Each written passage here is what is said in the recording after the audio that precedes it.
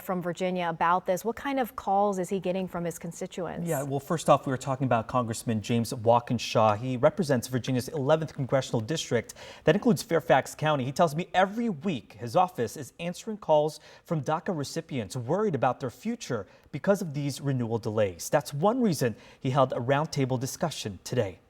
Not everyone is willing to show their face, but for those who do, this is a moment to face their concerns with the U.S. representative. These are folks who are contributing to our community each and every day. In a room with Congressman James Walkinshaw is a group of DACA recipients. DACA is a program established 14 years ago to protect some immigrants brought to the U.S. as kids from deportation. I have been in the United States for over 20 years, and I have been a DACA recipient for 12 years. This DACA recipient asks us not to reveal her name. She shares the same concerns about recent processing times for renewal applications. What normally would take less than 2 months is now taking even longer. The folks that have fallen out of status are now subject to being deported, are now subject to losing their jobs, and I myself will lose my job if there is a lapse in my work permit. There are more than 500,000 DACA recipients in the U.S. They must renew their status and work permit every 2 years. Typically, they submit their application up to 150 days before the expiration date.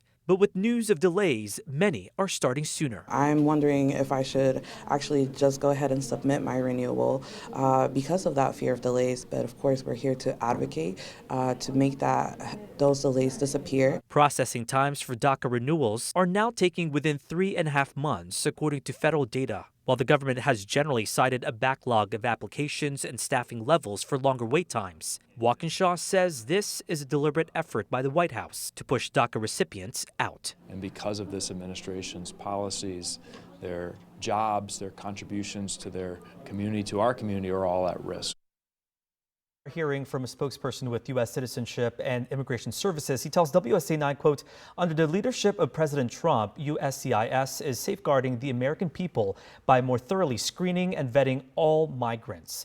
DACA does not confer any form of legal status in the country. And meanwhile, any lawmakers like Walkinshaw say they are still pushing for bipartisan legislation to create a pathway to citizenship for these DACA recipients. Any timeline or, what can people do in that meantime? Just continue to submit those forms? Definitely. And he also is advising people, if they are experiencing those delays, to reach out to the representatives so therefore they can at least get a collection of all of these concerns. Right. Okay. Matthew Torres, thank you.